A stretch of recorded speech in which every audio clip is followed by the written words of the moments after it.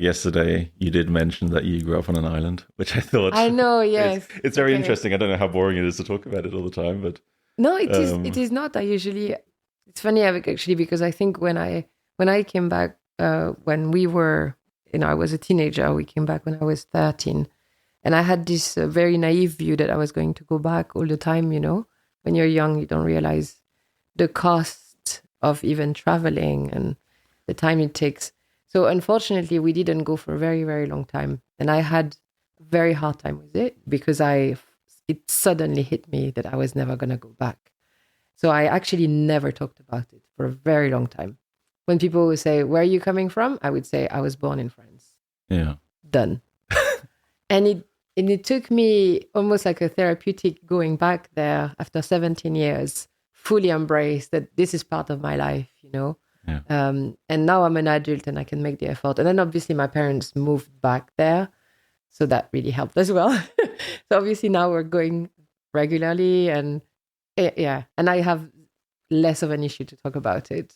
And I'm very proud of it. Yeah, it's interesting because because I was born in England but grew up mainly in Germany, and there's always there's always a point where I talk to people about that because they will ask and they're interested, and I always find it's always the same conversation. It's always, I always find it boring, but I guess I don't have that kind of complication with it because it's just I can just go back. It's also the fact that I'm white, so people won't assume that I'm from an island. So I guess there was this also other thing where you're from an island, really? Like, yeah. Maybe we should clarify. So when people think you grew up in France on an island, they are definitely not thinking of the place where you grew up. Yeah. So do you want to clarify what's it called? Where is it? And also then maybe how did your family end up there? Yeah. So my father has always been passionate by constructing boats, and my mom could just follow him. And I think they decided very early on that was the life they wanted for the family. So they just decided to go, and we were very, very small. My brother. So there was no historical whatever no. It was just your father. I think was I like this. They've realized that very early on when they got married that they both had this idea of living far away from a bit of the madness of civilization, and if you wish. And they just took us with us. So the island I grew up in is called Uapo. It's very tiny. It's part of a group of islands called Marquesas Island, and it's in between Tahiti and Hawaii. But it's also, it's actually really far from everything. When I say close to Tahiti, still 3 hours and a half of plane, which would be the equivalent of here going completely East Europe, or, it's actually far. Yeah, it's like flying to Turkey or something from here. Yeah. More than that, probably even, yeah. Yeah. So what is it? For context, you at the Institute, you gave a talk and you mentioned this in yesterday. So when you mentioned that yesterday, I just couldn't remember what it was called again. So I tried to look it up, Google it, and I just couldn't find any. So how big it is? What was life like there? It's really, really small. The island in itself has maybe 1,900 people. So the village that I grew up with, which was the capital of the island, we were maybe 900. I was known to absolutely everybody. And even to this day, the really extraordinary thing about this island, if you do meet someone from the island, there is, zero chance they don't know you. Everybody knows. How often does that happen? It doesn't happen that often, but it did. Like once I was in Lacanau, close to Bordeaux, and a surf sort of festival. And I heard the music and I immediately clicked. I knew this was Polynesian. And actually it sounded Marquesian. So I went there and I said, I know that music. And the guy said, well, there is this dancer that is in the back of the stage. She's from Uapo. And I went there. And she was actually much older than me. But she asked me and I said, I'm Elsa. And she said, oh, Denis' daughter. Are you? And I was like, yeah. And we spent the entire day together. She was like, oh, I remember you were tiny, but yeah, remember your dad very well. He was making all of those boats for the island, Yeah, so it's quite cool. Yeah, I guess it happens very rarely, but if it happens. If it happens, it's immediate. It's the best. Yeah. That's really cool. But so you, if I understood you correctly earlier, then you actually moved back to France when I was before a teenager. you went to university or anything like that. Okay, yeah. So it was okay. So the initial thought was then like, oh, interesting. So you then decided to go to university, but you were already back in France. Yeah, I was back in France when I was a teenager, and the education we received, because those islands are still French, is basically the same as what you would have in France, metropole. Just with like 3 kids in your class. Exactly. But did you still have like separate years for classes, or was like everything kind of mixed together? We had separate years, and the education system was very good. We actually, frankly, a lot of people, they are very smart and they get into math or physics or things that might be relevant for building and it was actually, surprisingly a really, really high education. Do most people stay there on the island? Or actually, a lot of people leave. They go to Tahiti, if not to other countries, because there is not that much to do on the island except fishing and art. So there's a lot of art. Doesn't sound too bad. A lot of, sculpting and tattooing and, working with stuff of nature, basically. So I'm assuming when you hear, I mean, I guess I'll put a link to something I can find so people can have a look, but is it, I'm assuming it's like this kind of tropical paradise, kind of what you'd imagine, or in terms of nature and that kind of stuff? It's not the typical, I think, image that people have in their, in their head when they are thinking about Tahiti is Bora Bora, exactly. Where you have the big lagoon and it's just perfect turquoise, flat. So those islands, the Marquesas Island, are volcanic, much younger in terms of their evolution, and therefore there is no lagoon. So it's more like big waves, surfing type. A lot of people are on horses. It's more that type of raw nature. There's a lot of climbing, a lot of, but the seas is more rough. Still sounds like a nice childhood. Yeah, no, it was absolutely a privilege to grow up there. 100%. Yeah. Okay. I mean, has it... I'm just wondering, like, has it influenced you in any specific way, or is it just kind of like, every decade or so you meet someone from there randomly, and then? But yeah, I just wondered because I think it did shape for sure my my personality, in also having zero border, like literally not feeling that I had roots, so having zero issue in traveling everywhere. I did my engineering degree in a country, then moved to San Diego for a few years, and I was close to the Pacific Ocean, and I felt this is great. Like I didn't feel like attached to a place. So that gave me a lot of freedom, and also a lot of, I guess, even the way I approach opportunities that come in life, I just embrace them rather than just thinking too much about what I'm maybe losing or leaving behind, if you wish. Yeah. I mean, I understand that part. Do you also? So the one thing I have is that people ask me often, like, whether I feel more German or English, and to me, that's like a question that doesn't really make sense. Exactly. Also because I also grew up like very close to Belgium and the Netherlands, so it's just like this. The concept of Germany to me is like a weird thing. Apart from the unifying language. Yeah. Presumably you have that even more, or? Yeah, exactly. I even maybe it's shaping the way I see nationalities, and the fact that I would so much love to live in a life where things don't have borders. Yeah. Of course. Yeah.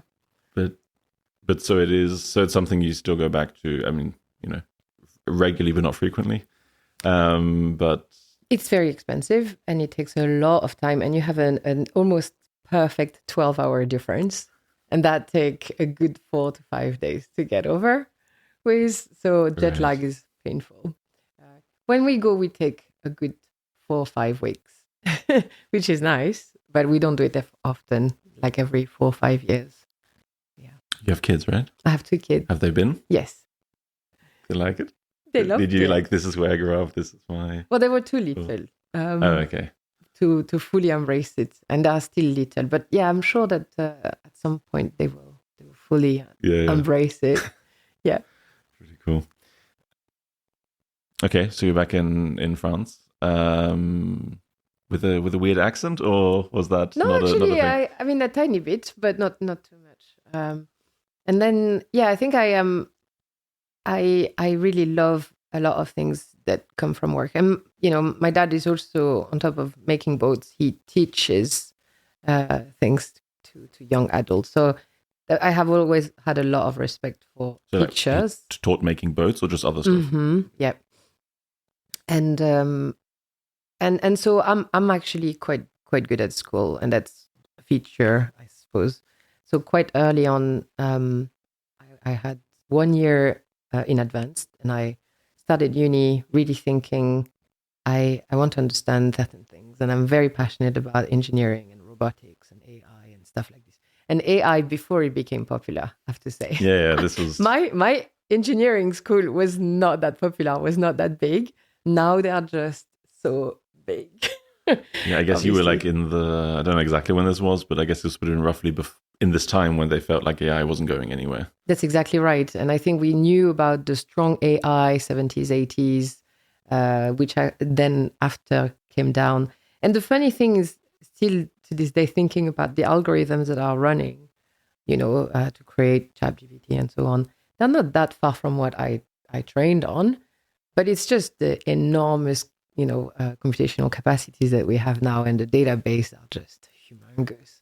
So the ideas remain the same. It's just that we didn't have the power to actually fully understand what was behind, the neural networks and so on. Yeah, it was funny because I had something like that once when I talked to someone who was like a machine learning expert or something, and I think this was like 10 years ago. Something I also met, like just after the DeepMind had started becoming famous and that kind of stuff. And I remember saying something like, it's amazing, like all this progress, and he's like, not really. Yeah. I mean, yes, but the ideas are the same. It's just now we actually have data to do something with. That's these exactly ideas. right. A perceptron is still a perceptron. I mean, yeah, yeah.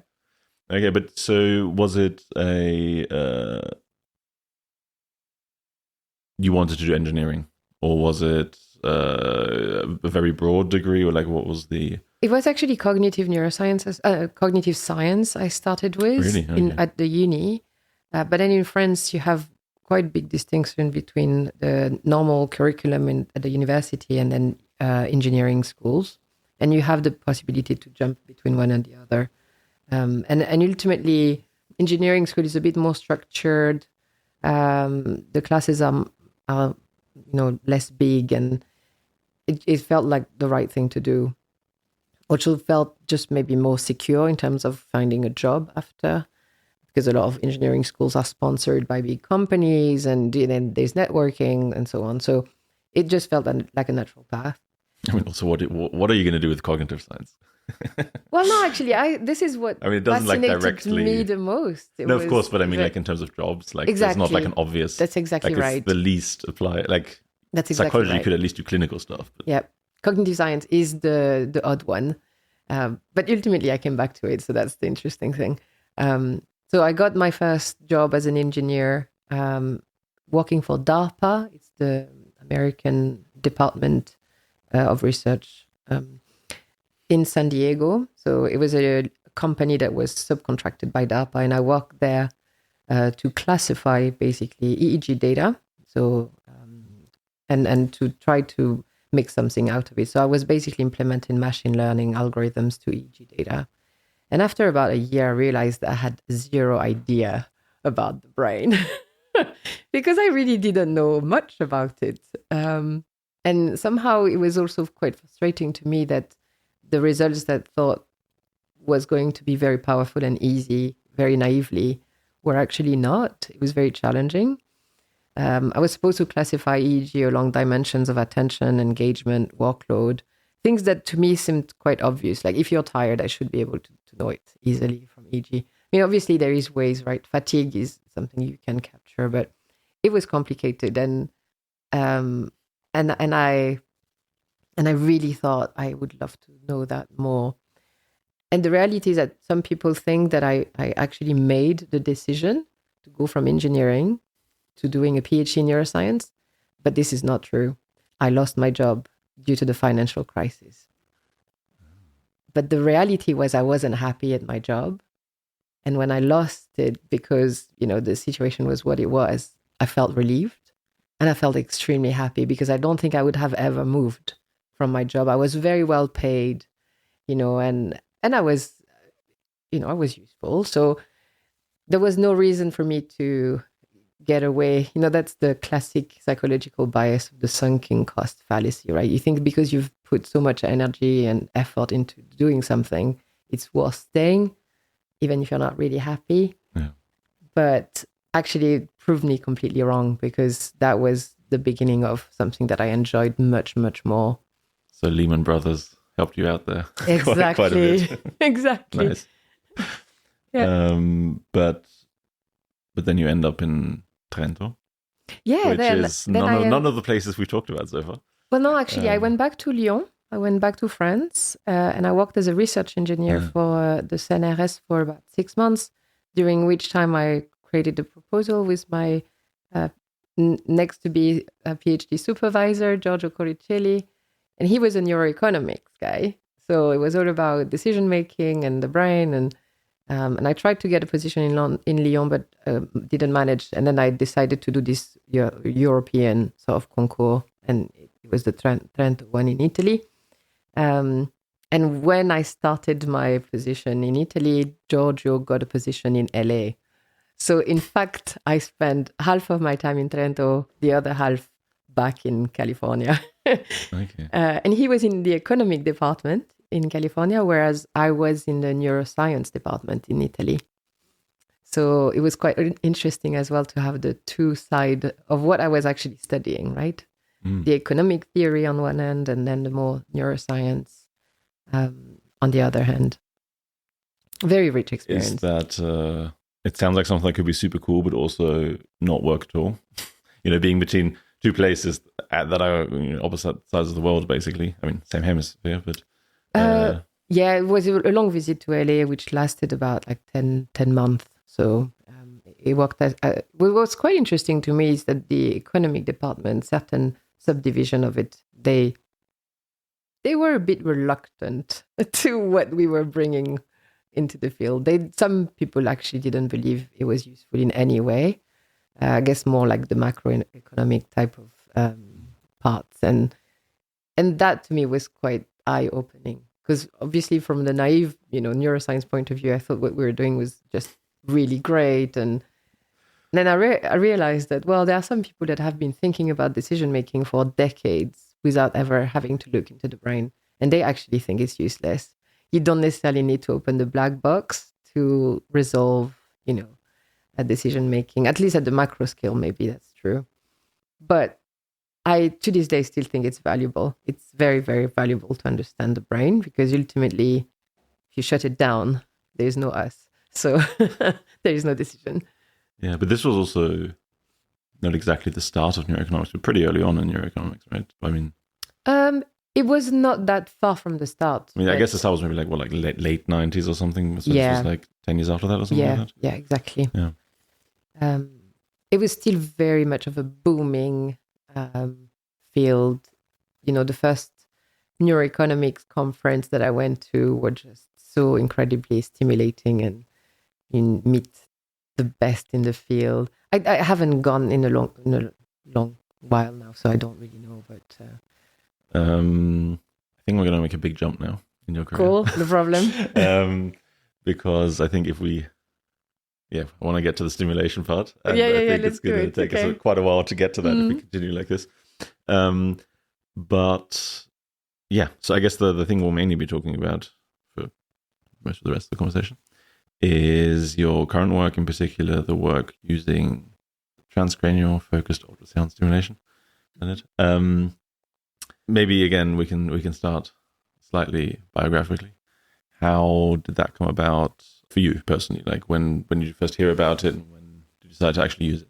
Yeah, like a lot of things in life, there was a lot of luck. So I did my second postdoc at the University of Oxford with Matthew Rushworth, and I was supposed to work on a certain project. And when I arrived, we were just afforded the chance to work with this new technique that just had somehow came from France, collaboration with Jean-François Aubry and others. And Matthew had because I was working on a human project, but Matthew had very similar, almost existing data from non-human primates that basically were, the animals were doing exactly the same thing as what I was interested in humans. And the data were there and they had been collected. They were fresh to be explored. And Matthew asked me if I was interested, and I obviously was. And midway through, the question popped that, well, why don't we try to causally investigate those neural circuits? And we have this new technique. And that's what we did. And it was an extremely, such an inspiring time to be in this lab, because a lot of people were trying different things. And I think we were all converging towards the realization that, oh my God, this is really doing something quite, it's, well, almost like witnessing. Are we just witnessing the beginning of a revolution here? Like, is this thing real? And some of us, a lot of us decided to move forward with this technology and apply it in humans, actually, most of us. So that can maybe tell you to what extent, what we discovered in non-human primates was so striking. We replicated the effects over and over and over. Then there was this thing that not only you're changing brain connectivity profile of certain brain region, but you also change the behavior that's associated with it that is specific to the brain region you're stimulated and not just, a neighboring region. Kind of generic deficit in it was incredible. So after that, I decided to apply for my own fellowship, my own, to create my own lab. And I was successful at it. And that was just the beginning. Yeah. So how developed was it at the time when you started using it? Was it really just as someone had this idea, like this could work, I've tried something, or was it already pretty far usable in that sense, or what was the kind of status? Well, to start with, the equipment that we were using it wasn't like something you buy out of the shelf. The generator function and the transducer had been all put together by some engineers that somehow knew what they were doing, but it was very much of a prototype. We were, coupling the transducer to the head of the animal using silicone balloon. I'm not going to tell you which type, but you can imagine, like, fill up with degassed water. So it was still very much like, let's try if this works type of things. There had been some work preliminary to us that had shown, especially in small animals, that ultrasound could be used for neuromodulation. So it was not entirely new, but the fact that we were doing it to very specifically modulate parts of the brain that are related to decision making, that was new. Yes, maybe to define what we're talking about. So ultrasound, I think we've all heard about that. Most famously, I guess, soft tissue imaging with pregnancies. I guess it's the most famous case. How do we get from imaging to stimulation? The principle of ultrasound is that you're pulsing waveform, right? But it all depends as well to what extent you're doing it, so the cumulative effect to the tissue. Ultrasound imaging, you basically deposit zero energy to the tissue at all. You just read echo, and it's quite of a diffused way of looking at the pictures. Whereas focus ultrasound, actually it's in the title, it's focused. And the best way to think about it is like to think about the magnifying glass, where you take the sunbeam and you focus them to a specific point. And obviously, if you put a little piece of paper or grass, you can inflame that, right? You can increase the energy to the point where you actually rise the temperature, and that can do something to the medium you're interacting with. It's pretty much exactly the same. And interestingly enough, even when you are modeling it, there's a lot of relationship between sound waves and light.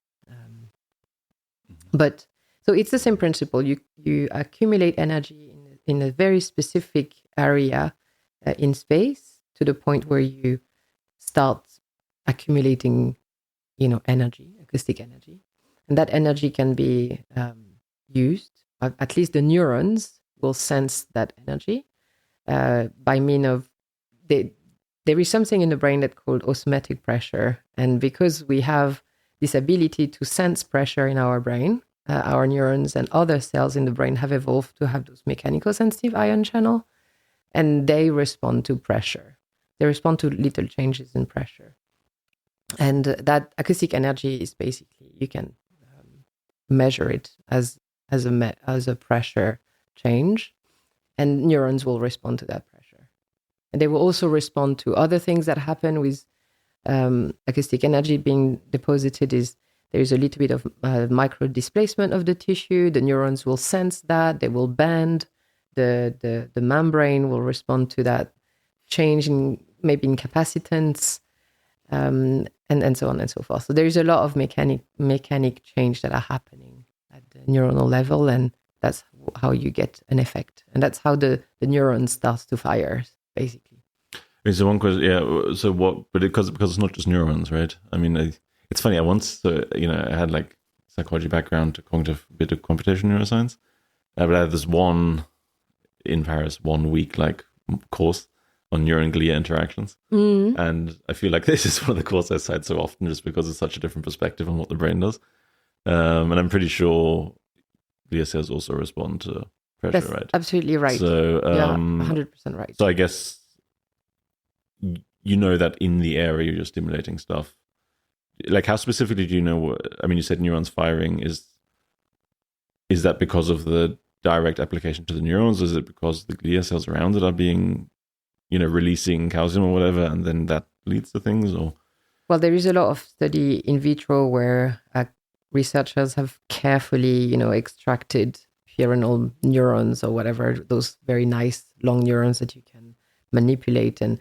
they've applied ultrasound to it, and then they just looked at their ability to fire, and they realized that, well, first, a neuron can actually spontaneously fire as a response to ultrasound, but also if you're stimulating ultrasound to neurons for a very long time and you look afterwards how they also behave differently, because the ultrasound will have changed the relationship between certain protein alongside the membrane and others. So, for example, they will fire more.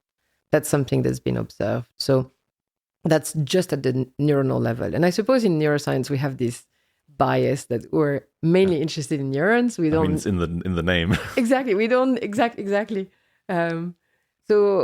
But you're absolutely right. And there is more and more evidence to suggest that we need to consider the glia, the astrocytes, the oligodendrocytes, the microglia. They all have mechanical sensitive ion channel. They might also be responsible for, small changes in temperature that you also have with ultrasound. So, yeah, that's a very good observation. Okay. I mean, I guess maybe I thought I would ask this a bit later, but maybe we can do it now. The initial reaction I had to your description was like, is that safe? Because you're heating the brain, you're squishing the brain, you're moving it a little. Yeah. Well, we can. There is way to really characterize risk in ultrasound, which is there a thermal risk? Is there something called cavitation risk? So cavitation is when you apply ultrasound, you have those waveform, which mean that the tissue will be compressed and teased apart as a function of the waveform. So what could happen is the spontaneous microbubbles that start to oscillate, and sometimes they can explode. This is called cavitation. So you don't want that. Absolutely. So what's a microbubble? Microbubbles will be gas that will form in our brain as a result of your teasing apart tissues. Okay, yeah. Yeah, that's very technical, but basically what we are always trying to do is minimize thermal rise or thermal damage and cavitation damage, or those little bubble exploding. And there is plenty of evidence to suggest this is not happening. What at the low intensity ultrasound that we're applying to the tissue, there is no cavitation risk, and there is no thermal rise. It's very, very minimal, at least inside the brain. However, you could also think, well, okay, let's talk about what's happening. So what's happening is the tissue moves, and there is changes in pressure. And you can think, okay, well, the tissue moves by, say, a nano, millimeter, or a tiny bit more. It's maybe more than that. But think about you playing football, right? And you catch a ball in your head. The brain can move. It will be fine. Then there is also potentially the fact that, okay, well, the brain could move in its entirety, but if a tiny part of the brain inside the brain is moving and the rest is not moving, is that a problem?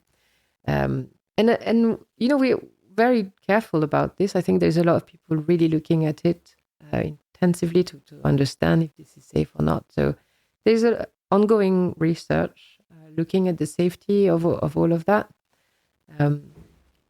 But you also need to not forget the 30 years of diagnostic ultrasound, which has really proven that at the intensity that we use, things are safe. But I thought the difference is that you focus it, so shouldn't You're there be right. more You're intensity? right. You're absolutely right. It's still slightly different. We're accumulating much more energy in a single point, and so you're right. But ultimately, we're still in the same sort of range of intensity of light, at least, at the tissue where the transducer sits. Also maybe as a contrast, you mentioned yesterday also that it's used for in a ablation. different form for tumor removal and that kind of stuff. Yeah. So maybe as a contrast there, I guess presumably the doctors also learned something about how to use it at different levels and when it causes what damage. It's about like 10,000 times the intensity we apply for ablation. So we're really not in the same realm. But yes, it's true. If you apply ultrasound focus to a point at a very high intensity, what you see is the thermal rise go really very quickly to a point where it will basically cook the tissue.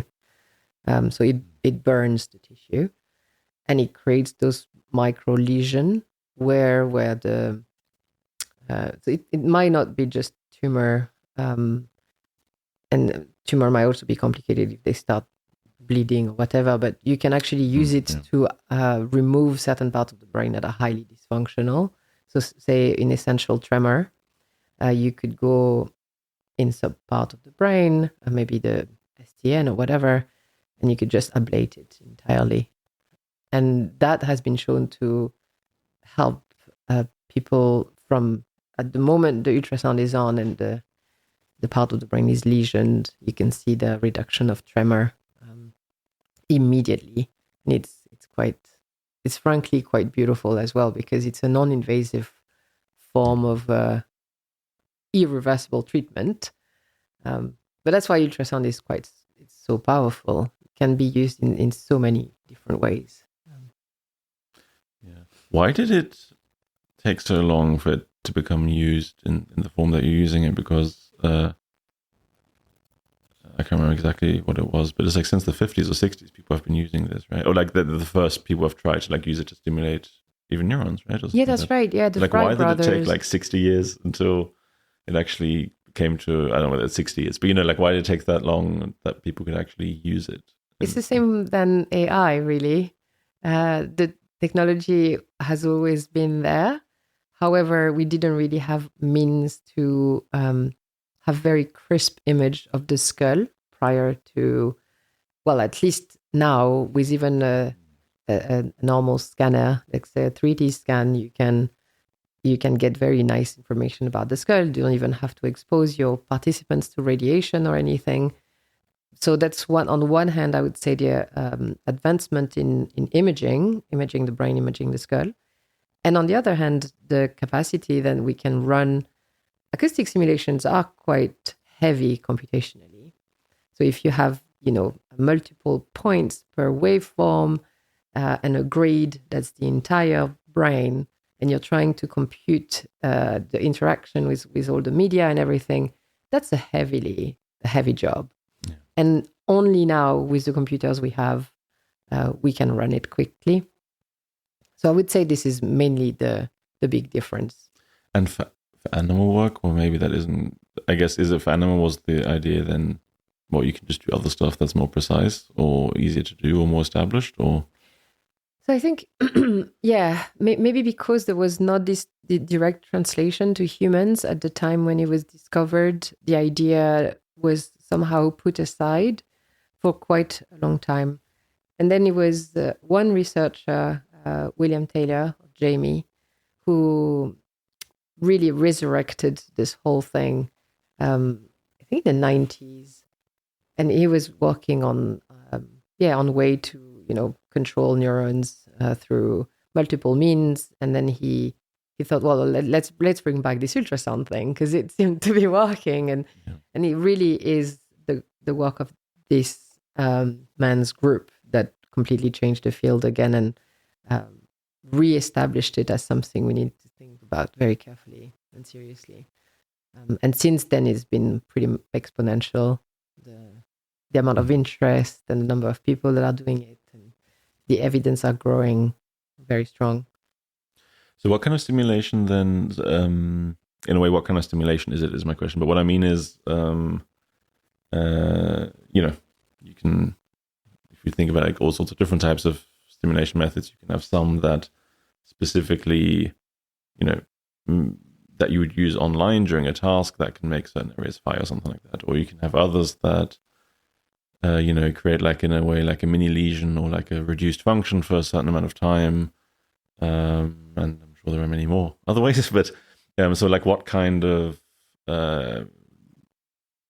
stimulation is it? And if you want, can you give some examples from a study or something to show, like, make it a bit more concrete?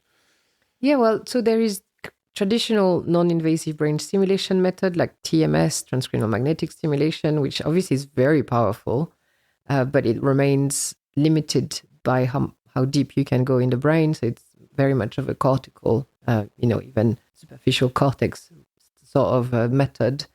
And its spatial resolution is somehow good, but not like what you would call really precise. Then there is other technique like TDCS, direct current stimulation, where actually it's even less precise. There is new method like temporal interference that also use electric current that can also go quite deep in the brain. That also requires some simulation of the field and so on. But sometimes when I think about focused ultrasound, to me, even more relevant is the comparison to deep brain stimulation, which actually is an invasive form of stimulation because you can go deep. It's highly precise. And yeah, I found myself reading more and more of that literature when I'm thinking about experiment that could work. And it almost feels like the roadmap to success would be, well, can we just replicate what quite a lot of years of research now have been proving in the DBS world? And so just context, that's for various clinical things. Is it mainly like Parkinson's and that stuff, but now they're applying it more to also psychiatric stuff? Or yeah, it's FDA approved for Parkinson and essential tremor, as far as I know, for certain parts of the brain. There is a lot of clinical trial on addiction, severe form of addiction, severe form of anorexia, of major depressive disorder, to various parts of the brain again. Depression, I think it's the subgenual ACC, this part of the anterior cingulate cortex that's very close to the ventral medial part of the prefrontal cortex. In addiction, it will be the nucleus accumbens, that's, this first projection to dopaminergic cells from the midbrain, and so on and so forth. And they are also quite difficult, those studies, to run, because what would be a sham, a perfect sham DBS? And obviously it could be that there is such an enormous investment from the patient to go to have those electrodes implanted in their brain that there might be a placebo effect.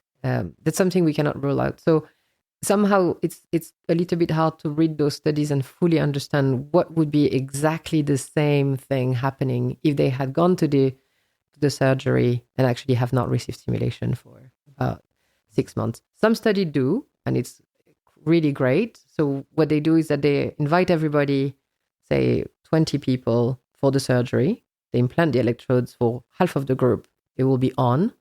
For the other group, it will be still off for another 6 months before it's turned on. But that is unknown to the patient. And during the first 6 months, then they can really check how effective the stimulation is. It's quite a commitment from a patient. It's a commitment to the patient. That's why those studies are rare. So ultrasound stimulation can go as deep then as deep brain stimulation, but is it as precise? Because it still seems to me that if you can place, electrode in a specific point, and you're, a vaguely competent surgeon, you should be able to more or less hit the target. That's what I guess, all animal researchers do, right? You place an electrode in a specific place, and then you have very precise stimulation. Can you get that precisely, or is deep brain stimulation not as precise as I'm hoping? I think that you would be surprised. Sometimes surgeons are trying to reach a certain region, but actually they don't go deep enough, or they're just... there is maybe a tiny bit of variability around the target site in DBS, because it's so complicated to do, and the surgery might, they operate in the dark. They have neuro navigation a little bit like we do. Sorry. Yeah. For a second, I was like, why would they not turn on the light? Sorry, yeah, it was a metaphor. Sorry.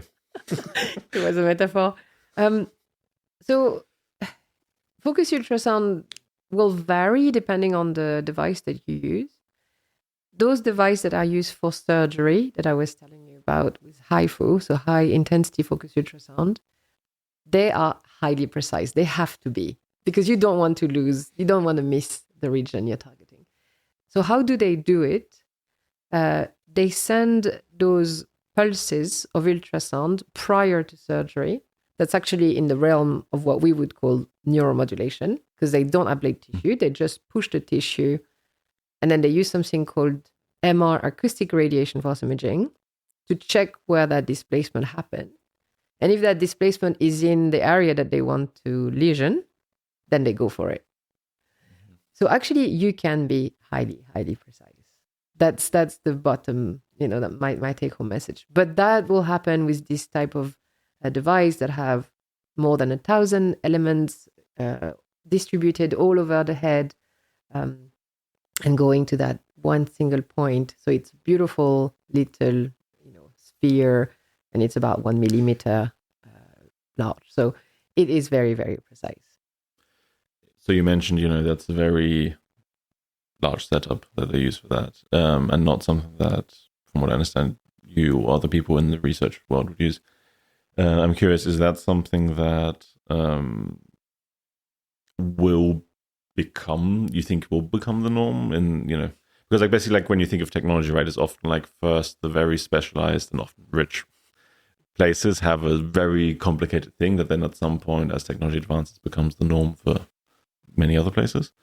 Do you think that's going to happen there, or is that, I don't know, I guess you still don't, I guess the question is also one of scale, how many of these are we going to produce? But yeah, I'm just curious, do you think that's something that is going to become something that, a lab like yours can use regularly, or is that unlikely to happen? So the device that you're referring to, the one I use in the lab, only has 4 elements, and it has this quite elongated shape, and it's not fixed, on the person's head. So there is much, much more uncertainty around, first, whether or not you're on target, and the volume that actually, the volume that could be of biological interest is actually quite large.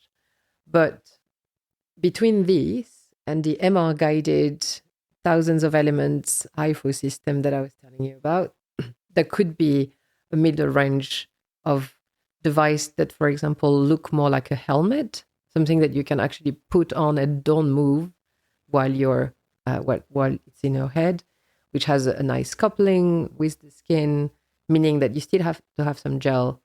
But this is just hardware problem, right? And the hardware in ultrasound is surprisingly cheap.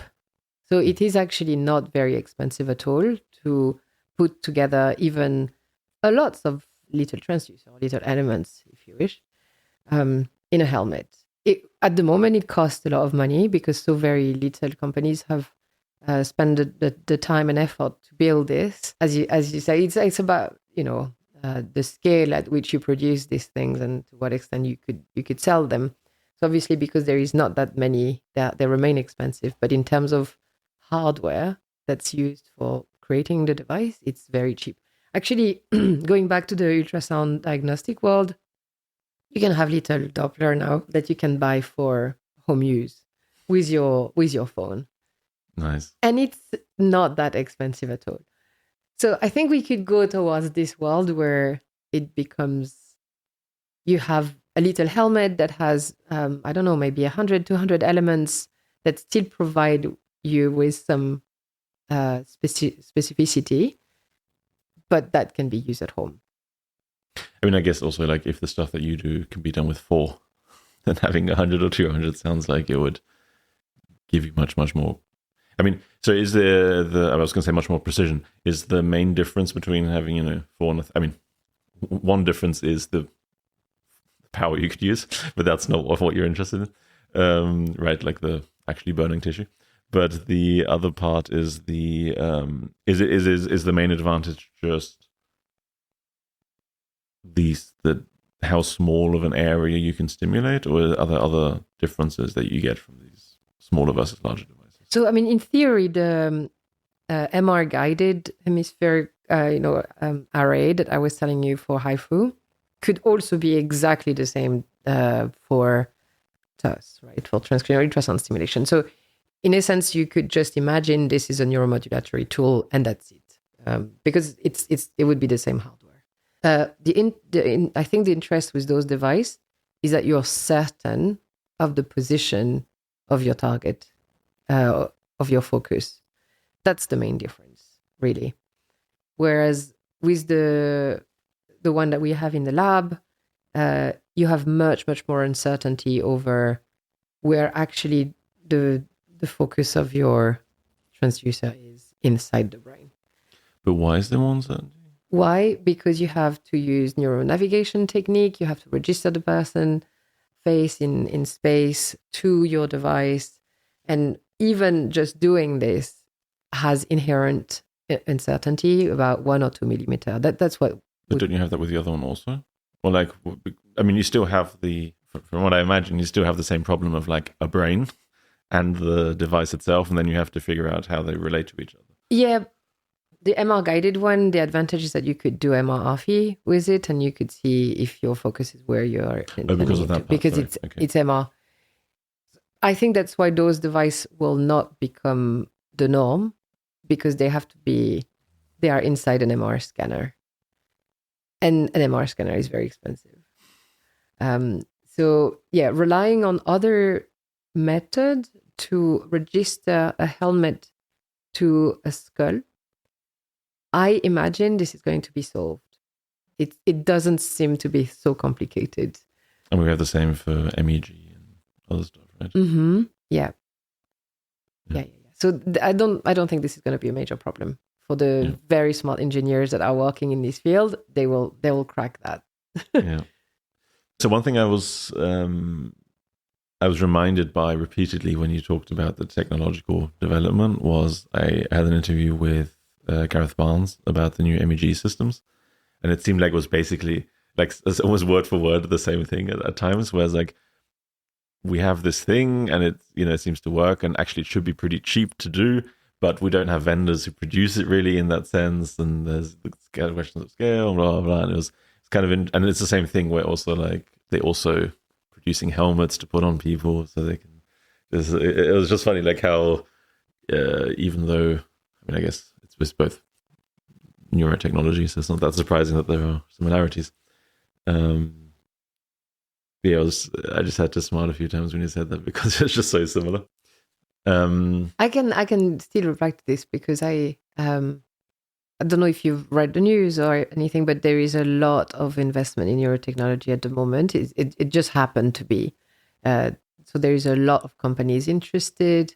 and that have received support, not just company, but even like research organization that didn't exist, that now exist, that receive really a lot of support to create those devices. So I'm quite hopeful that we will come to a place where those devices exist and we can use them for research, which is another point of discussion, because this is just the way it works for creating a medical device and having approval to actually use it in a clinical sense. Is that, for example, with DBS, it's not like DBS was approved for stimulating the brain for any psychiatric disorder or neurological disorder, right? It was stimulation to the STN will be approved for Parkinson. You have to prove this is safe, you have to prove this is working, and you have to prove that the protocol you use or with some range, of is safe and it's fine, and that will be approved. And it might be that the industries that are wanting to create those devices, they will have this same constraint where actually, instead of creating a device that what we want in research, right? You can stimulate absolutely every single part of the brain. You can search the parameter space and you're free to do your beautiful research and you have the device that allow you to have this freedom. It might be that they will create a device that stimulates the nucleus accumbens and that's it, with a very limited range of the parameter space, because that's the way they are going to have approval for using it. And therefore, they are not going to really think, well, I don't care about all the other parts of the brain because I want something that will be used for addiction. You can optimize it for their and purpose. I will just... Well, the question of optimization might actually be not true. It might also be that they start with one protocol, one brain region, they see it works, boom, they create 10,000 copy of that thing. And it might really be that then you end up in a bit of a local minima. Like, well, this worked, but it wasn't fully explored. So I would really hope that in parallel to the industries that are creating those very focused devices that would work for one indication with one setting, they could also think about us, the researchers. Like, can you give us, please, something that allows us to try a lot of things and stimulate every part of the brain? That would be really cool. Yeah. Do you have a lot of interaction with the manufacturers, or is that... Because the field is so new, yes, I do interact with some people in the Silicon Valley, but also in France, and I can just see the burden of translating what we do in the real world it's something else. It's a whole different world. Okay. But you can repeatedly ask them, please do a better scientific one, and then hopefully they'll listen. Just in parallel to what you want to sell to the clinic, give us something that we can use. I mean, from my perspective, it seems like a very sensible idea, but I don't know. I don't run a company. We're just not a very big market, so I don't think that they think how of many us can we sell? No, like 15. Like exactly. That's not very appealing. No, for that's like a company. I mean, I don't know why. I was just thinking of like car brands. That's like more like Formula One kind of. You produce like a couple of types that have a very powerful, specific purpose, but it's not going to translate into. It's not the one that everybody would car. use. Yeah, to go to work. Exactly. Yeah. So I wanted to ask a little bit about the practicalities of doing this kind of research. So, in principle, this is very interesting to me, and I definitely have some ideas where this could be useful. So I'm just curious, like, what are let's say I want to do this. What are the steps? Okay. So say you wanted... how do you set that up? Yeah, say you wanted to start and you're thinking about the practicality. It's maybe not true that you need to have an expert in your team that has already done it. There is workshop training now. We actually run one in Plymouth where you could come and for 3 days, you're going to be hands-on actually running the thing with us, and we'll show you all the steps. So one thing that I was saying, in my view, it would be better if your intervention or your focused ultrasound neuromodulation session in a lab has been initialized by an MR scanner. So you get your structural image of that person's brain. and then some indication of their skull density. You can all do this with a normal, 3D scan. So that's done prior to the participant coming. Then obviously we have their brain anatomy, and it's important because we are talking about precision neuroscience here. So I think it's important to have a brain. So you have the brain image, and you say, well, I want to go there. I want to go in the nucleus accumbens for that person. And I'm going to just simulate how the acoustic field would look like through a software. And you do this. You just say, well, I want to position my transducer here. Here's my target. Press the button. Check how the pressure field would look like. Does it look safe? Does it look like it's efficient? There is enough going in. And then you're like, okay, that looks good. Let's invite this person forward. Person comes, sit down on the chair, has usually a neuronavigation system in front of them with a camera. On a screen, they will see their brain. We register them to space, exactly like you would do with TMS. We do the same with our device, which looks like a little small circle with a certain thickness. And this thing called a transducer is plugged to a generator function. This has to be coupled to your head. So it's registered in space, and we know we can do neuronavigation, but it also has to touch perfectly the skin through some medium. And a medium that would be close enough to the skin, for example, would be aqueous soft tissue, like gel, the gel that you would use for pregnancy. It's the same thing. If you've ever seen it on movies, or we would get like this really thick amount of gel before the transducer, the probe is put on a belly to make perfect contact. So we have to do this as well. The issue is that we have the hair in between. So sometimes we spend a lot of time just really preparing the hair, making sure there is no bubbles. And the bubbles would be the problem of different types of tissue in between the transducer and the skin. And this, medium air will mean a lot of reflection. So your energy will go back to the transducer, and it could damage the transducer on top of not being efficient at all because it's not going to where you want to go. So we spend a lot of time preparing the hair, and then we couple the transducer to the head, and we check the neuronavigation, make sure we're on target, and then we press a button, and we deliver the energy for how long your stimulation duration is. And after that, so it could be actually done at the same time as the person is doing a task. You could use, for example, some ways of keeping the transducer to the head and for it not to move. And then you could maybe pulse every time someone sees something on the screen. So that's very much what you would do also with TMS, sort of an acute effect you're interested in. Otherwise, you could also be interested in neuroplasticity, which are those much longer lasting effects, in which case you, again, do exactly the same thing, put the transducer on the head, send the waveform through for maybe a longer period of time in order to have longer lasting effects. Longer lasting meaning? Meaning 1 hour, 2 hours. Isn't hair also a different medium?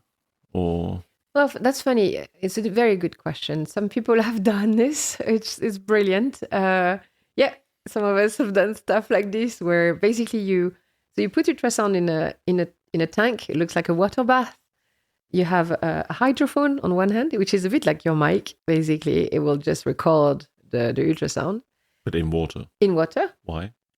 Because that's a perfect homogeneous media, and the water will, the ultrasound will propagate. Just a cleaner signal. Yeah, that's like almost your perfect case scenario. Even better would be that the water is degassed, because there is those micro bubbles in water that you don't see. But so what you could do is that between your transducer and your mic, your hydrophone, you could put some hair and just check, is the hair actually problematic?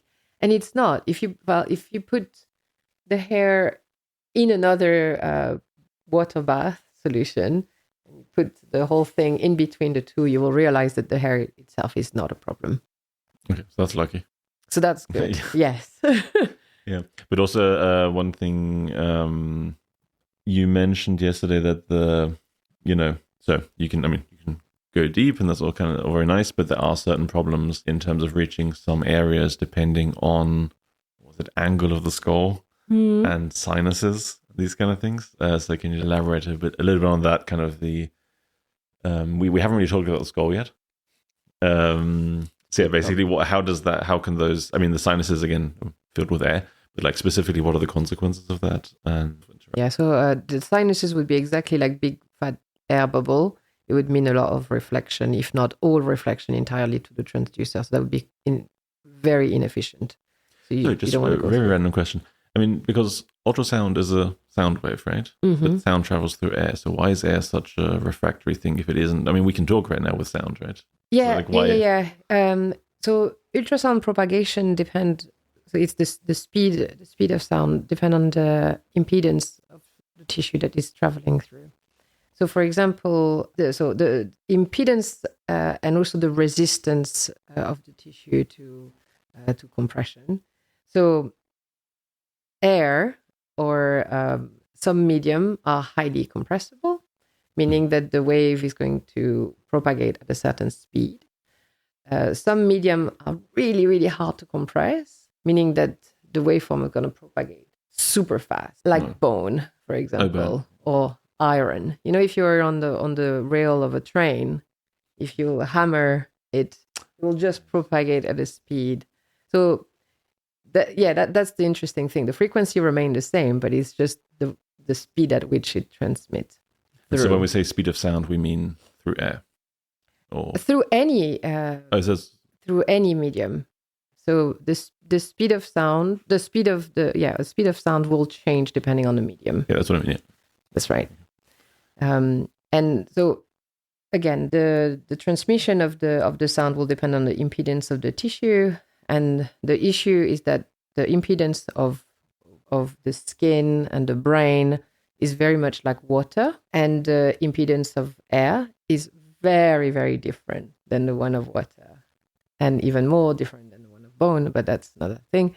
So anyway, you want to be able to couple your transducer to whatever your first medium of interest will be. So that is the same. So it's more about the change of medium rather than That's exactly right. Is that the same thing like when, you look through a glass of water, that kind of thing, and it changes the angle? Well, that's actually the Snell law, and this has to do with refraction. So this is, you're right. It's also a change of, it has to do with the differences in the speed of sound. You're right. But that would mean that basically the waveform will be propagating at a different angle. That's what we call refraction rather than reflection. Okay, so basically, it's about the sinuses. So it just means, so what are the precise consequences if you can't do it at the... Well, it's a bit useless. Yeah, but so it just means you just can't... Can you still get to frontal areas? Or... Oh, yeah. Good question. It's quite difficult to go...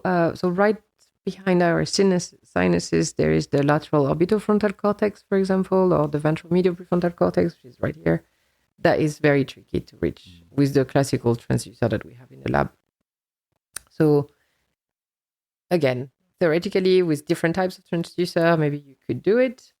You could go from other parts. Yeah.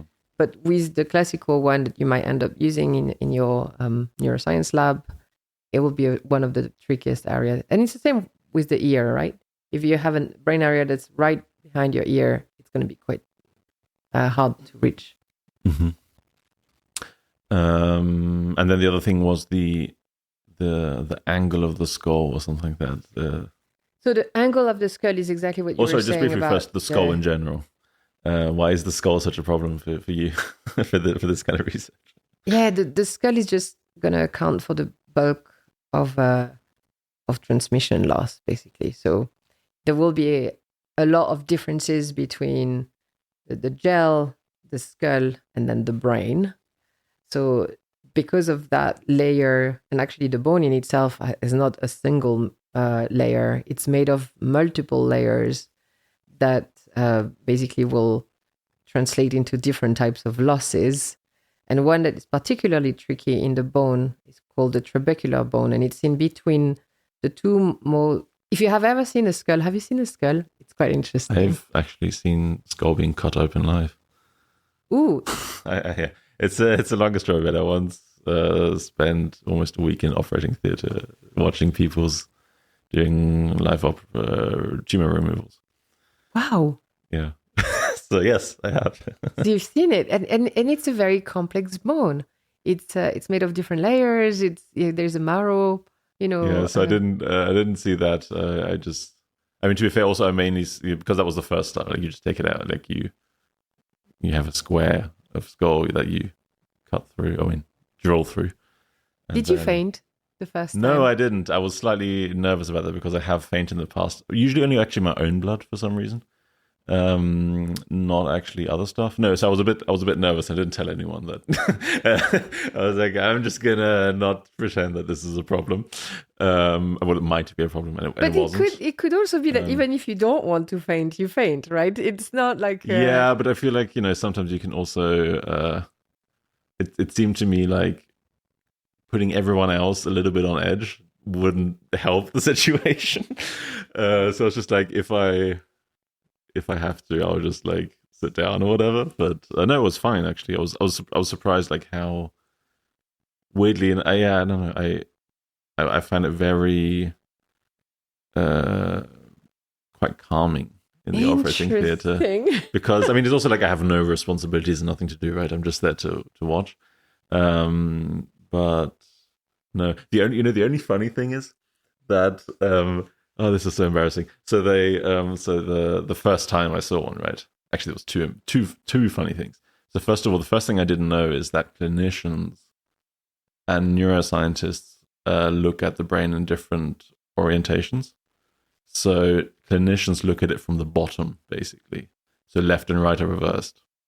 And so the first time I was like, she said it's on the because they had this image, right, of the MRI where the tumor is. She's I was like, making a mistake. Yeah, I was like, should I say something? But I was like, I'm not going to, like, not the very first time I'm here, I'm not going to say anything. And then I figured it out at some point.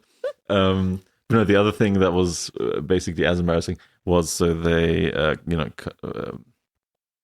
removed the skull and then, just started cutting.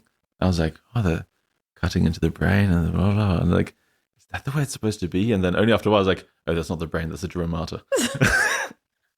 But like in my like excitement of seeing the brain, because like obviously there's like blood on top and I'm not like right there, I'm not like half as, I was like 2 meters or 3 meters away or something, right? So like you couldn't see it as precisely.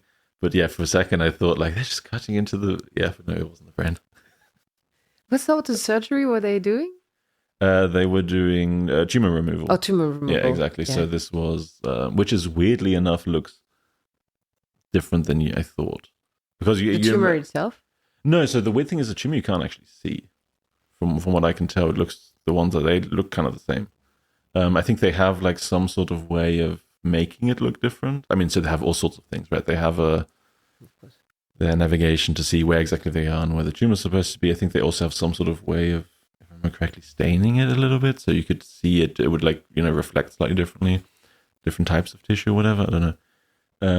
But the tumor looked the same. What really surprised me is like the way they remove it, because you think of it like, I guess the thing that I thought of is more like, cutting into something, right? But it was more like a kind of like a little hoover, almost, like a vacuum, more like sucking it up slowly, like layer by layer.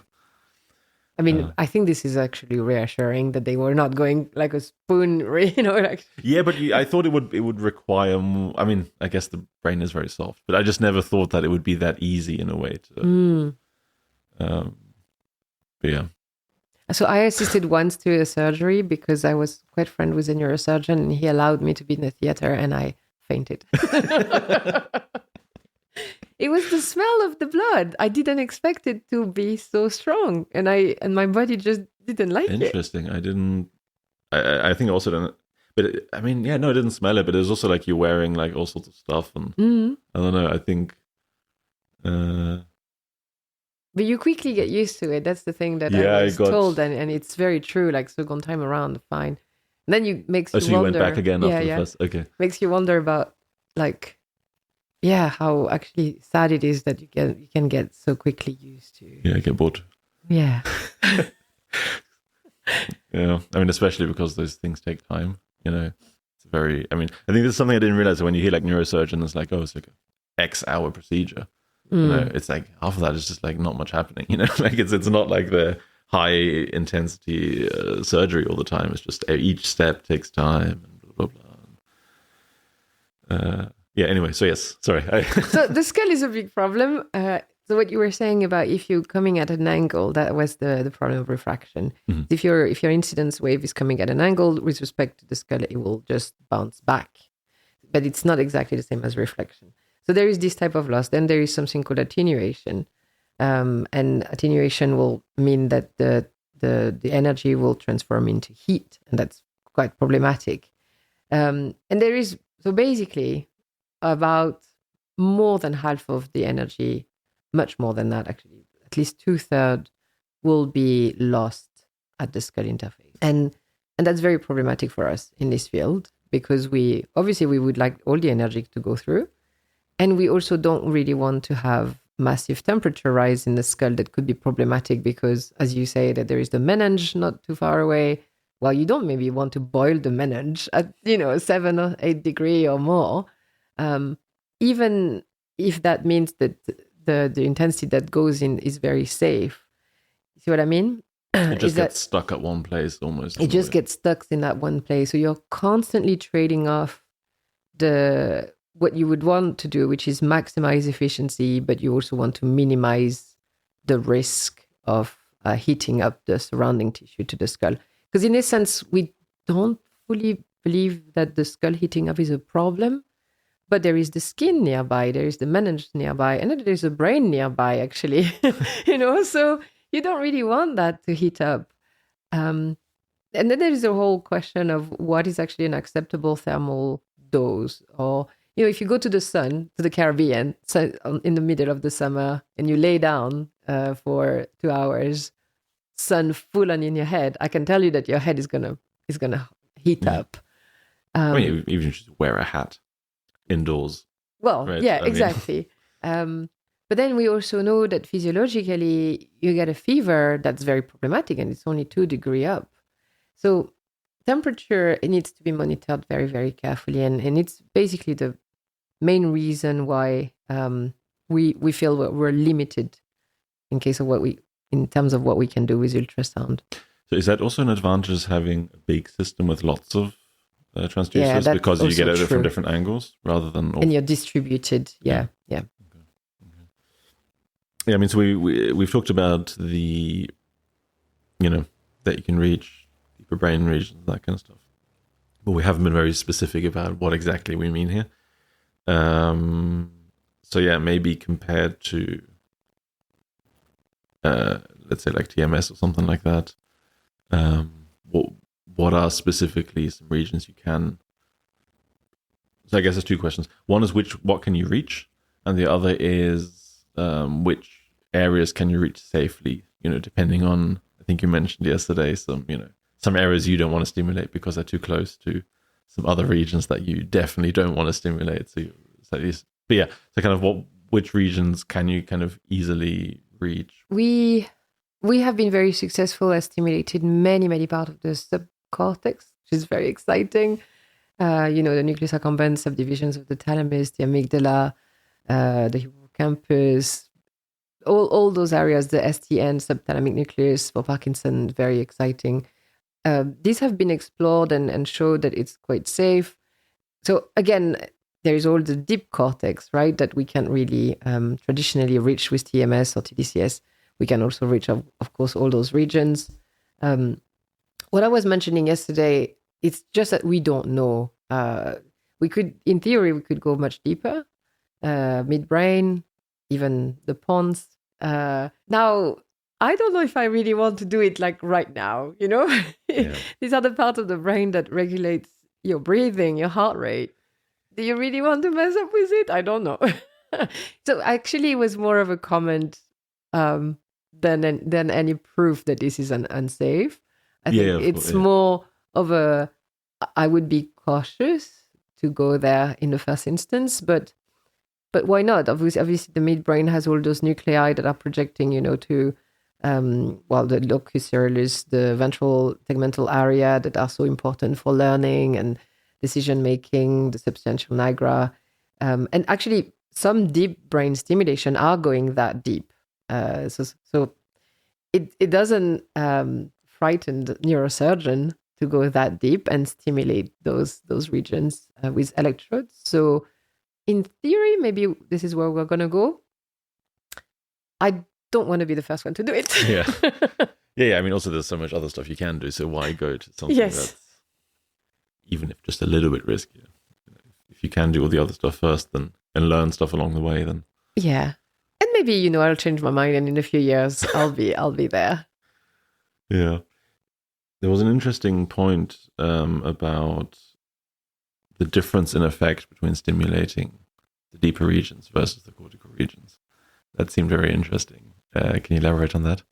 Yeah, it's something I've observed. I think it's almost anecdotal. I haven't reported this in a paper or anything, but it seems to me that the effect we're observing when we're reaching deep in the brains are just stronger than when we are going in the cortex with ultrasound. So obviously ultrasound is highly, highly precise, and maybe there are some cortical regions that are so big that actually being very precise in a big field, like having a needle, trying to find a needle in a field, maybe it just doesn't make so much sense. And we would want to have, we would want to just stimulate more of the tissue if you're in the cortex to make sure that really you're covering the entire Brodmann area that you're interested in. So generally So just a brief interruption there.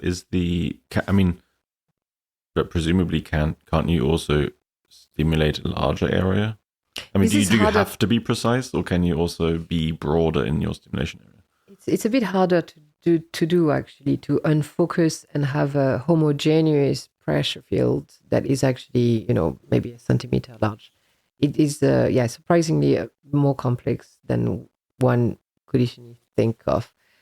But it doesn't fully matter, because you could also think, well, I can just trace, I can just draw the area. Basically, you mean like after sequentially? Stimulate multiple times sequentially along a whole part of it. So I don't think this is problematic. I think we just need to think about it along those lines.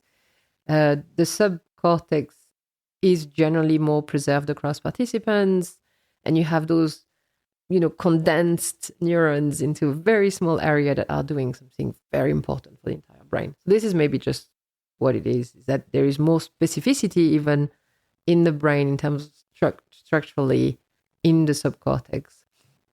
So, and they are actually also more well known. We know more about the role of the core of the nucleus accumbens and the shell of the nucleus accumbens than we know about two subdivisions of the ventral medial prefrontal cortex, right? Like if I point at the sub part of the ventral medial prefrontal cortex and I ask you what is this part doing, you'll be like, well, lots of different things. Things. Exactly. Whereas if I say the core of the nucleus accumbens, maybe that will resonate, with some concepts. Okay, so there's a bunch of different. I mean, okay, I didn't actually realize. I thought it was a bit more established than just something you observed, and it seems to be there. But anyways, so the main reasons are basically it might actually be more specific, and it's more similar in each participant. So I guess meaning then also you're more likely to actually stimulate the same kind of functional area. Right. In that, exactly. Maybe easier to probe as well. Yeah. Yeah.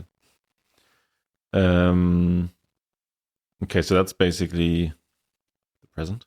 Yes. We've talked a little bit about the future, but I mean, maybe next kind of steps. What do you want to do next with this?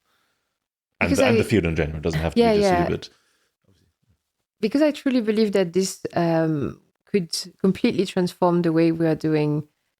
Well, first, my job is cognitive neuroscience, right? So I'm not going to take the hat of someone that works in a hospital or anything. I'm just going to take the hat of someone who is interested in the brain. Well, all of a sudden, we can probe causally the role of certain parts of the brain and the relationship to behavior with high precision. And it just seemed, incredible to me. Just this in itself, to use it as a search tool to better understand the brain is amazing. And now I'm going to take the hat of someone who work with patients from time to time. And I could say, well, this could also be transformative for people that are suffering from psychiatric disorders and neurological disorder, because all of a sudden we have the precision of deep brain stimulation non-invasively. Yeah. And if it works, whether it is through having something chronically implanted in your head that pulses ultrasound all the time, or whether you have at home a non-invasive sort of helmet that you can use in conjunction with some cognitive therapy maybe, or that you have to go in a clinic every week to receive your treatment that is personalized to your disorder. I see ultrasound being everywhere, in a clinic, potentially at home. In the lab. Of course, in the lab. Exactly. In every lab. Yeah. But how far is that away? Like what needs to happen for that to be the case? Is it just a matter of... Oh God, you're going to ask me the question, then we're going to meet in 10 years and I'm going to be like, this was completely wrong. Elsa, you said. Yes, exactly. And instead it only took 9 years. No, but I mean, is it more the vendor technological side where you just need someone to produce those things actually? Or is it conceptually of how to use it, how to work around certain problems, or like what are the kind of, I guess, the bottlenecks for this to become more widely adopted? I think you understand the problem of the whole space. It's true. Hardware needs to be pushed up by the industries working on that. Software side of things, it is possible that we would be becoming more and more clever in doing acoustic simulation very, very quickly, in a matter of minutes or seconds even. I mean, that should happen. That should happen. Yeah. I think that will because happen. That's just Moore's law and better algorithms. That's right. So I think this is going to happen. Then there is the adoption. So say in the clinical world, that's the adoption of the clinicians, practitioners. Again, I think because it's ultrasound, and in the medical world, ultrasound has been used already so much, the barrier to adoption might be less so than other technique. But yeah, and then there is a problem of the skull. And the problem of the skull might be solved by actually, you don't necessarily need to put someone in an MR scanner to get that kind of information. Maybe you can actually use other sensors, maybe even ultrasound that send and receive. So devices that have included in it something that can probe the density of the skull where it's supposed to go through. You mean like almost... I mean, would one be reflection, or the other just like sending it from one side of the brain to the other and seeing how much gets through? Or? Yeah, something like that. And then you could measure the loss, and you could say, well, I'm going to compensate for that. Mm-hmm. Yeah. Is the clinical aspect... It sounds to me like that might be a way... I mean, like an indirect way, a slightly awkward way to get vendors to care about it. In the sense that like they then have something that they can, if this becomes clinical routine practice, then they're not going to sell 15 of those things, but thousands, right? And obviously they're not going to do it exactly for your purposes, but it should still like help everyone in science too, right? Yeah, I agree. I think if the industries really catch up on this, we'll benefit from it. Yeah. But it does, it seems to me like it would lead to this slightly... not ironic, but like slightly weird way, like to make your life as a basic scientist easier. Showing the clinical applications might be actually quite beneficial in the long term. Mm-hmm. I don't know, maybe someone else is just going to do that, but yes, yeah. So what was the question here? Do you agree? No, I don't know. That wasn't really. It was just an observation that. I don't know. I guess the point was that like, maybe I got this actually slightly wrong, but I always saw you as a basic scientist. I mean, I guess you are doing clinical stuff also, right? But I guess it was more the observation that, for basic scientists to advance your own agenda, it can help to help other people if they hold much more power in that sense. No, 100%. I think also the people that are working in that field at the moment on the hardware point of view, they're engineers, they are not neuroscientists, they don't fully understand the complexity of the brain. And we are only starting to scratch the surface of what we know in the brain. We do know certain things.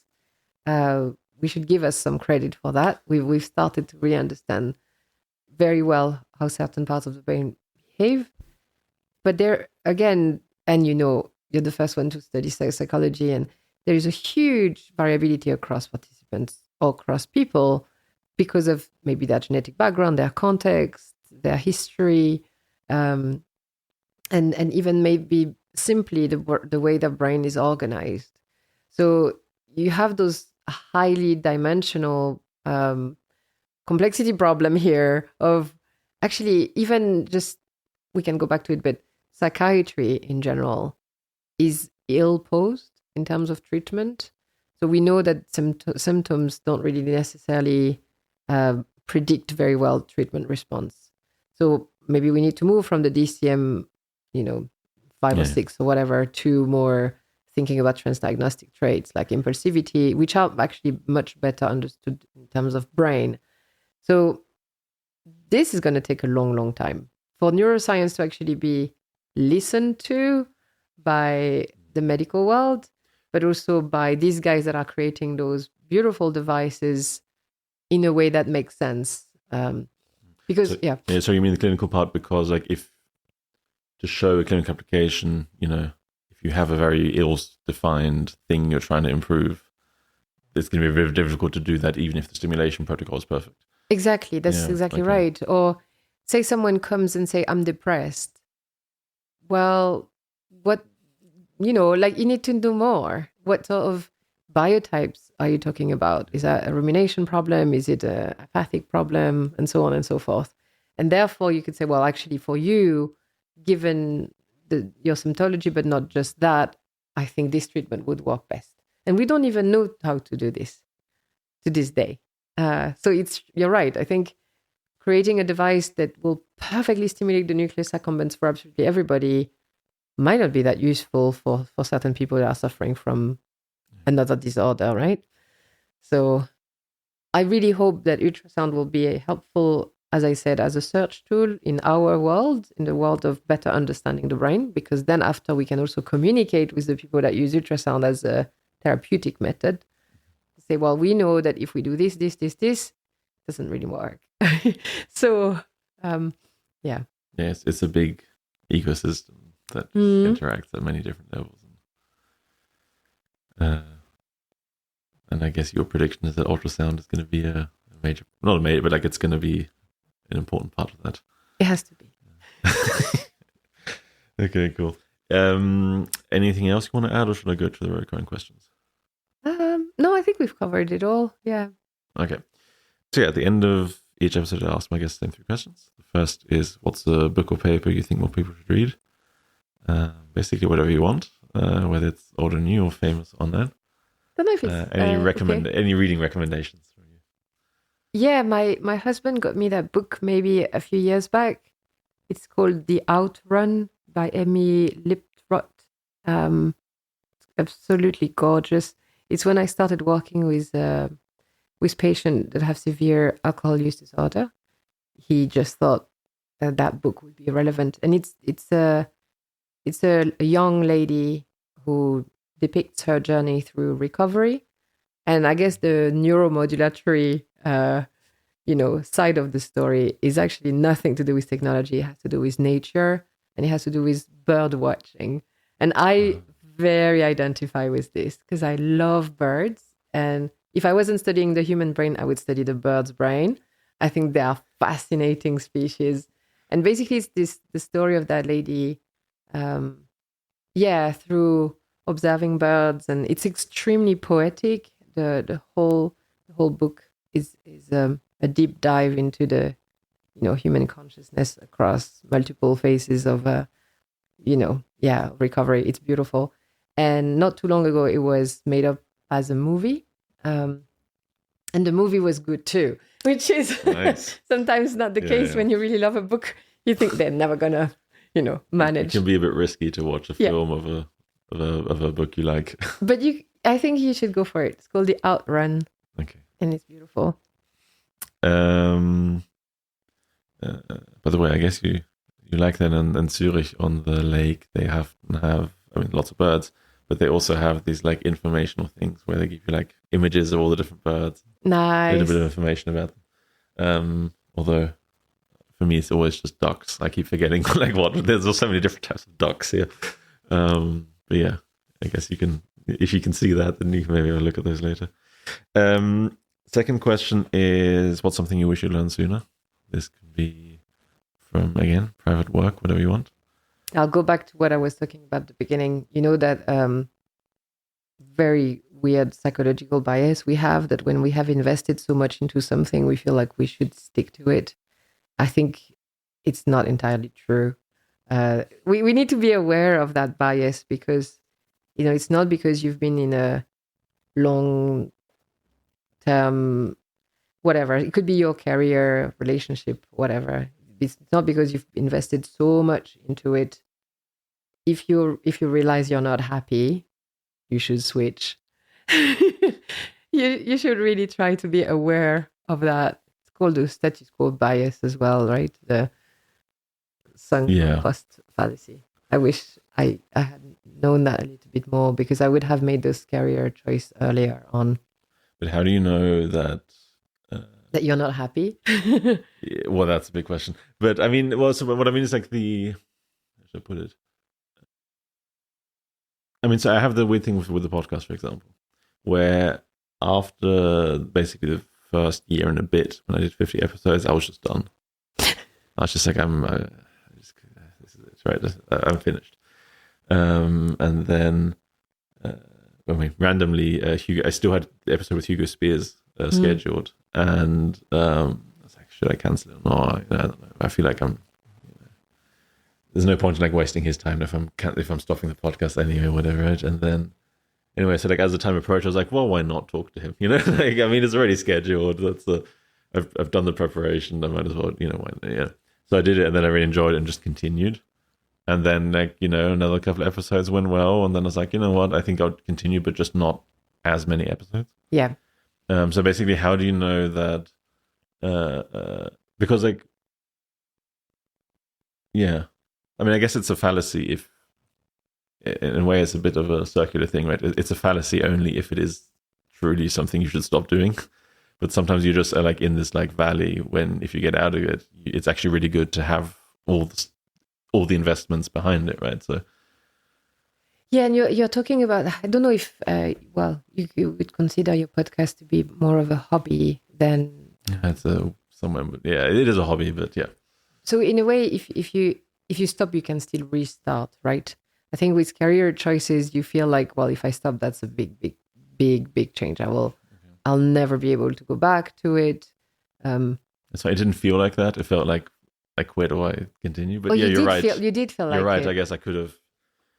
Yeah, no, it felt very much like either I. Because you could also tell your listener, guys, I'm taking 6 months holiday. I'll come back in 6 months, maybe. Yeah, I think it felt like.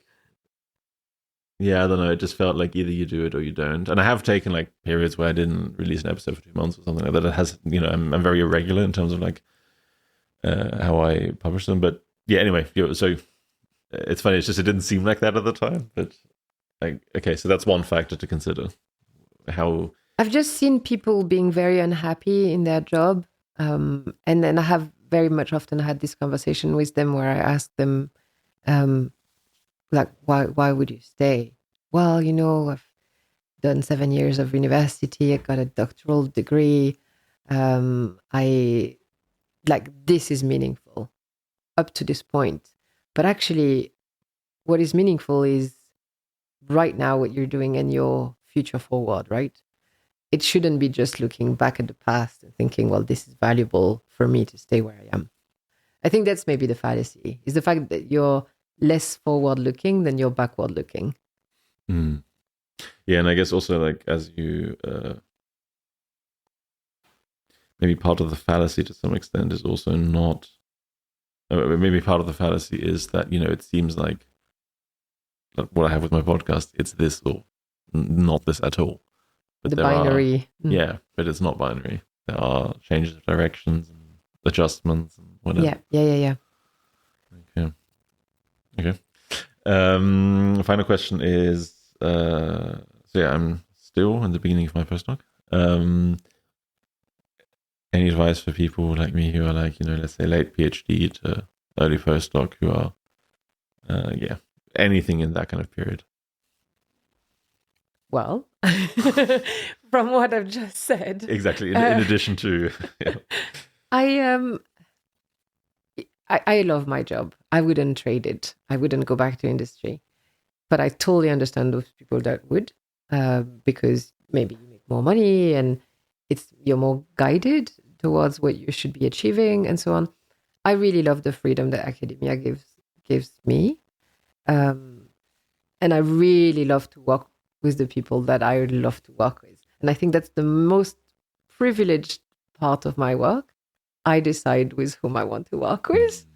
And therefore, I have just a lot of fun working and having discussions with brilliant people that I respect so much.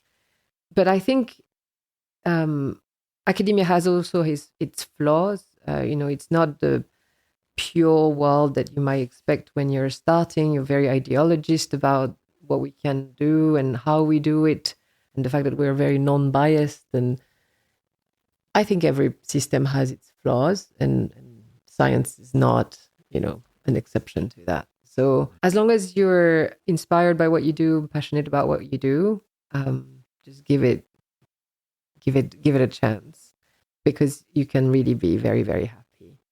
But also because it's difficult, and maybe sometimes you feel like the results that you're getting will impact your career and maybe your success, which is terrible. I would say just try to have some integrity with what you do, and make sure that you're just doing the best you can, because that will ultimately be something that will be rewarding to you. I imagine it's not very rewarding when you get to the position, because you closed your eyes occasionally during your data analysis. Well, I don't know, but I'm assuming, the integrity part is also what makes it fun, right? Yeah. Okay.